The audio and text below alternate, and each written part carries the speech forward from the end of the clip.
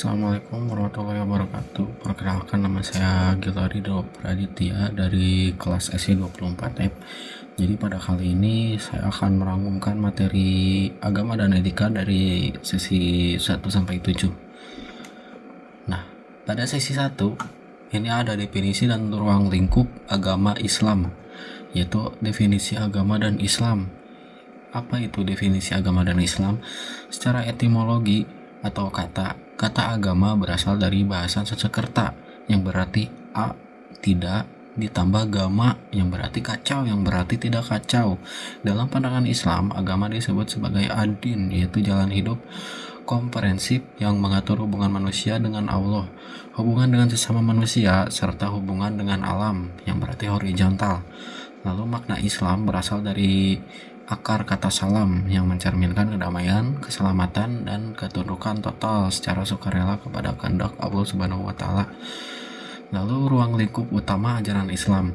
Secara garis besar, pilar ajaran Islam bertumpu pada 3 pondasi utama yang saling terikat, yaitu yang pertama ada akidah atau sistem keimanan, segi teoritis atau keyakinan bulat di dalam hati terhadap Allah, malaikat, kitab-kitab, rasul-rasul, hari akhir, serta takdir atau qada dan qadar tanpa dicampuri keraguan. Yang kedua ada syariah atau sistem hukum, yaitu aspek praktis berupa aturan atau undang-undang yang diturunkan oleh Allah untuk mengatur seluruh perilaku hidup manusia, meliputi bidang ibadah, muamalah atau transaksi ekonomi, munakahat atau keluarga, jinayat atau pidana, dan siasah atau politik. Lalu yang ketiga ada akhlak, sistem etika, yaitu kondisi mental, hati, dan batin seseorang yang secara otomatis mempengaruhi perbuatan lahiriahnya sehari-hari. Jika batinnya baik, maka memancarkan akhlak wa karimah, yaitu terpuji. Nah, pada sesi 2 yaitu ada konsep ketuhanan atau tauhid dalam alam semesta, yaitu evolusi kepercayaan dan posisi monoteisme Islam. Sebelum mencapai pemahaman tauhid yang murni, sejarah mencatat berbagai fase kepercayaan primitif manusia. Yang pertama itu ada dinamisme, yaitu percaya pada kekuatan gaib atau misterius. Yang kedua ada animisme, yaitu percaya bahwa setiap benda memiliki roh yang bernyawa. Yang ketiga ada politeisme, yaitu kepercayaan dan penyembahan kepada banyak dewa yang memiliki tugas tertentu. Yaitu yang keempat, henoteisme, mengakui satu Tuhan khusus untuk satu bangsa tertentu. Posisi Islam atau monoteisme murni, Islam menegaskan konsep tauhid berasal dari kata wahada yang berarti mengesahkan Allah. Karakteristik utama monoteisme Islam adalah sifatnya yang internasional atau universal, yaitu Tuhan bagi seluruh alam, dan menuntut ketundukan penuh manusia kepada kemauan Tuhan, bukan sebaliknya. Lanjut ada Bapak Tauhid. Nabi Ibrahim alaihissalam diakui sebagai pemimpin agama Tauhid terorganisir yang pertama. Lalu dosa syirik, yaitu perbuatan ganda atau menyekutukan Allah dengan makhluknya, adalah dosa terbesar yang tidak akan diampuni. Lalu konsep alam semesta atau kosmologi. Alam semesta adalah ciptaan Allah secara mutlak melalui firman-Nya, kun, jadilah. Semua materi di dalam tunduk mematuhi aturan penciptanya secara otomatis. Proses penciptaan Al-Quran menjelaskan penciptaan terjadi dalam 6 hari atau fase yang disebut ayam. Korelasi ilmiah dari hari kiamat, validitas hancurnya jagat raya didukung oleh argumen sains. Secara astronomi atau fisika, energi matahari suatu saat akan padam karena kehilangan massa dalam reaksi nuklir. Siklus rotasi, revolusi, dan kekuatan gaya gravitasi benda langit tidaklah abadi dan akan mengalami titik hancur. Secara kosmologi, yaitu struktur jagat raya saat ini terus mengembang, yang pada akhirnya akan digulung kembali oleh Sang Pencipta sesuai Quran Surat Al-Anbiya ayat 104. Nah, pada sesi 3 yaitu konsep manusia dan pendidikan karakter, yaitu aspek penciptaan manusia. Manusia merupakan makhluk 2 dimensi yang terdiri dari aspek material atau jasad fisik yang awalnya dibentuk dari saripati tanah, dan aspek imaterial, ruh dan nafs atau nyawa yang ditiupkan oleh langsung oleh Allah. Yang kedua, peran multidimensi manusia dalam Al-Quran. Al-Quran mengkategorikan manusia ke dalam beberapa istilah strategi sesuai fungsinya, yaitu yang pertama Al-Bashir, yaitu manusia dari pendekatan biologis, yaitu butuh makan, minum, berkembang biak, dan tumbuh. Lalu yang kedua ada Al-Insan, yaitu manusia sebagai makhluk yang diberi potensi mental spiritual untuk berpikir, menguasai ilmu pengetahuan, berkreasi, dan berbudaya. Lalu yang ketiga ada Al-Nas, manusia dalam kapasitasnya sebagai makhluk sosial yang wajib membina keharmonisan bermasyarakat. Yang keempat ada Bani Adam, menitik beratkan bahwa seluruh umat manusia berasal dari satu keturunan yang sama sehingga harus saling menghormati nilai kemanusiaan tanpa sekat sosiokultural. Yang kelima ada Al-Ins dan Allah yang menegaskan status mutlak manusia sebagai hamba atau pengabdi Allah yang wajib mendedikasikan seluruh aktivitasnya bernilai ibadah. Yang keenam ada Khalifah Allah, manusia sebagai mandataris Allah di bumi yang dibekali akal untuk memelihara, mengatur, dan memakmurkan alam semesta. Yang ketiga nilai karakter utama berdasarkan Quran surat Luqman ayat 12 sampai 14. Yang pertama ada karakter syukur ayat 12, yaitu mengembangkan kondisi batinnya untuk berterima kasih kepada Tuhan melalui kesucian niat hati, lisan atau memuji Allah, dan tindakan fisik, yaitu memanfaatkan nikmat untuk ketaatan. Karakter iman atau tauhid ayat 13, membangun pondasi monoloyalitas, keyakinan bahwa tidak ada yang berhak disembah selain Allah Subhanahu wa taala, serta menjauhi syirik yang dicap sebagai kezaliman terbesar.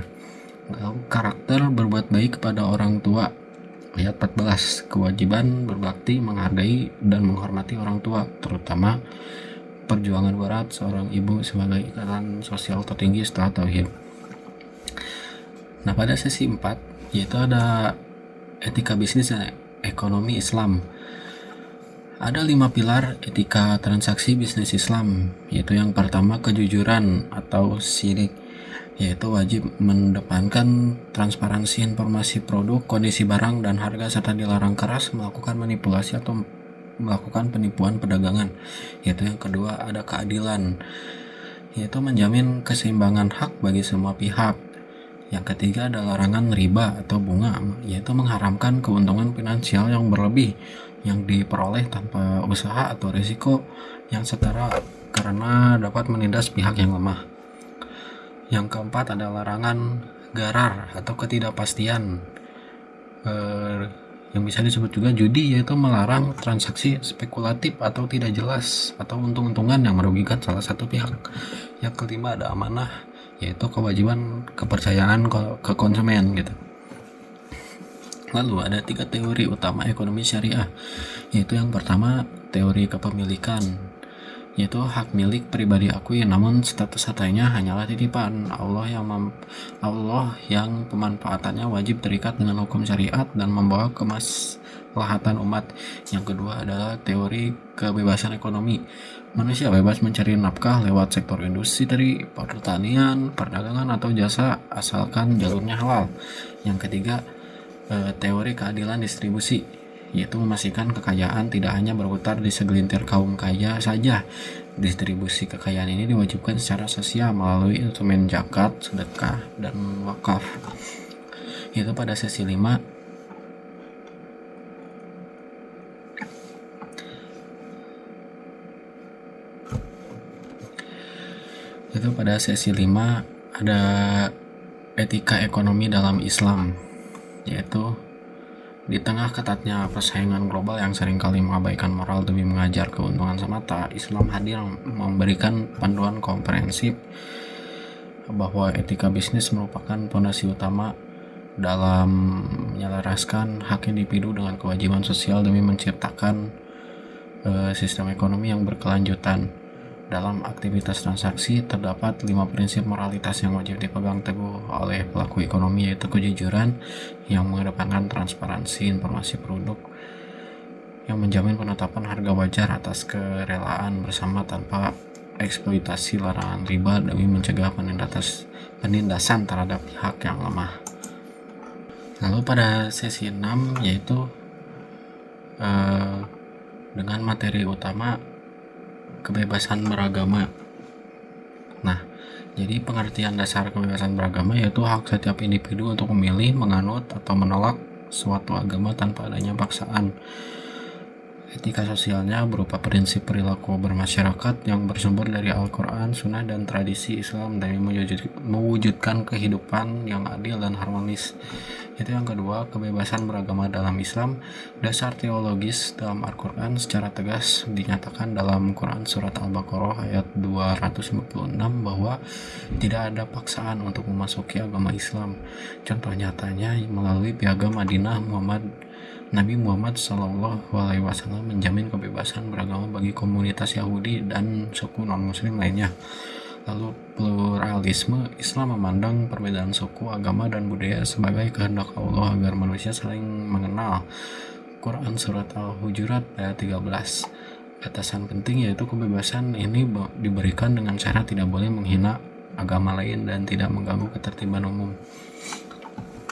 Etika sosial dalam Islam mendorong terciptanya masyarakat yang ideal melalui beberapa prinsip utama, yaitu pertama, keadilan, menegakkan keadilan dan berbuat kebajikan di masyarakat, yaitu yang kedua, at-ta'awun, yaitu tolong menolong, yang berarti saling membantu dalam kebaikan dan takwa. Lalu kebebasan berpendapat, setiap orang berhak bersuara selama tidak bertentangan dengan prinsip Islam, termasuk di dalamnya adalah mencegah orang lain berbuat zalim sebagai bentuk pertolongan. Penerapan nyatanya yaitu berbuat baik kepada tetangga. Lalu tantangan dan peluang di dunia modern. Tantangan globalnya yaitu maraknya radikalisme atau ekstremisme yang merusak citra damai Islam serta adanya diskriminasi terhadap minoritas muslim di berbagai belahan dunia. Peluangnya yaitu meningkatkan dialog antar agama untuk mempererat hubungan serta mendorong negara-negara muslim untuk menjadi teladan dalam menerapkan prinsip kebebasan beragama pada kebijakan publik mereka. Jadi kebebasan beragama dan etika sosial adalah dua hal Islam yang saling berkaitan erat. Kebebasan berkeyakinan adalah hak mutlak namun harus dijalankan dengan penuh tanggung jawab sosial. Dengan menjunjung tinggi keadilan, sikap tolong menolong, dan menghormati hak orang lain, umat Islam dapat menjadi agen perubahan positif untuk membangun masyarakat yang harmonis, damai, dan sejahtera. Lalu pada sesi 7 ada pluralitas dalam Islam, yaitu definisi pluralitas berasal dari kata plura atau beragam. Dalam konteks sosial agama, pluralitas adalah adanya keragaman budaya, agama, dan pandangan di masyarakat di mana perbedaan tersebut diakui dan dihargai, bukan sekedar hidup berdampingan. Dalam perspektif Islam adalah agama universal, pembawa rahmat bagi seluruh alam. Keberagaman dipandang sebagai tanda kebesaran Allah Subhanahu wa Ta'ala dan manusia diperintahkan untuk saling menghormati. Landasan hukum atau dalil Islam memiliki dasar yang kuat dalam memandang pluralitas melalui Al-Quran dan hadis. Itu yang pertama ada di surat Al-Hujurat ayat 49. Allah menciptakan manusia berbangsa dan bersuku-suku untuk saling mengenal atau ta'aruf, bukan saling memusuhi. Lalu surat Al-Baqarah yaitu tidak ada paksaan dalam agama ini adalah jaminan kebebasan beragama bagi setiap individu. Lalu bukti sejarah atau historisnya, masyarakat Madinah yaitu menjadi contoh nyata masyarakat multikultural, yaitu ada Muslim, Yahudi, Nasrani yang hidup damai di bawah pimpinan Rasulullah Subhanahu wa Ta'ala, dan era Abbasiyah dan Andalusia yaitu menjadi pusat intelektual dunia karena adanya kolaborasi lintas agama dalam bidang ilmu, pengetahuan, filsafat, dan seni. Lalu peran kelompok minoritas yaitu warga non-muslim di wilayah Islam turut berkontribusi besar dalam bidang kedokteran, matematika, hingga astronomi. Yaitu yang keempat ada pilar utama pluralitas dalam Islam yaitu prinsip dasar. Yaitu yang pertama ada keadilan, berlaku adil bagi siapa saja yang memandang suku, ras, atau agama, yaitu toleransi, menghormati perbedaan, kebebasan beragama, perlindungan minoritas. Dan realitas saat ini, tantangan dan peluangnya, yaitu tantangan satu, munculnya radikalisme atau ekstremisme yang intoleran. Yang kedua, kesalahpahaman atau pemahaman yang terlalu sempit tentang ajaran Islam akibat kurangnya edukasi. Implementasi nyatanya, pendidikan pluralisme mengajarkan nilai toleransi Islam sejak dini di sekolah dan universitas. Peran organisasi Islam yaitu kontribusi aktif organisasi seperti NU dan Muhammadiyah dalam menjaga kebinekaan Indonesia. Praktik sehari-hari, menghormati tempat ibadah lain, bekerja sama dalam aksi sosial, dan menghargai kepercayaan hari besar agama lain. Kesimpulannya yaitu Islam tidak hanya mengakui keberagaman, tapi juga mendorong umatnya untuk merangkul perbedaan secara sarana, mempererat hubungan antar manusia. Di era modern, umat muslim harus menjadi pelopor dan teladan dalam menciptakan kehidupan yang damai, adil, dan harmonis. Mungkin sekian saja presentasi dari saya. Mohon maaf bila ada kekurangan. Wassalamualaikum warahmatullahi wabarakatuh.